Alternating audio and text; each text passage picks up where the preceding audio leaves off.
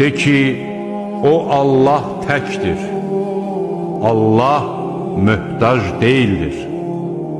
O nə doğub, nə doğulub. Onun bənzəri də yoxdur. Allah, ondan başqa ibadətə layiq olan məbud yoxdur. Əbədi yaşayandır. Bütün yaratdıqlarının qəyyumudur. Onun nə mürgü, nə də yuxu tutar. Göylərdə və yerdə nə varsa ona məxsusdur. Onun izni olmadan, onun yanında kim havadarlıq eləyə bilər? O məxluqatın gələcəyini və keçmişini bilir. Onlar onun elmindən, onun istədiyindən başqa heç bir şey qavraya bilməzlər. Onun kürsüsü göyləri və yeri əhatə edir.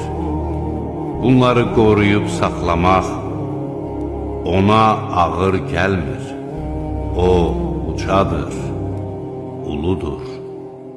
O özündən başqa heç bir məbud olmayan, qeybi və aşkarı bilən Allahdır. O mərhəmətlidir, rəhimlidir.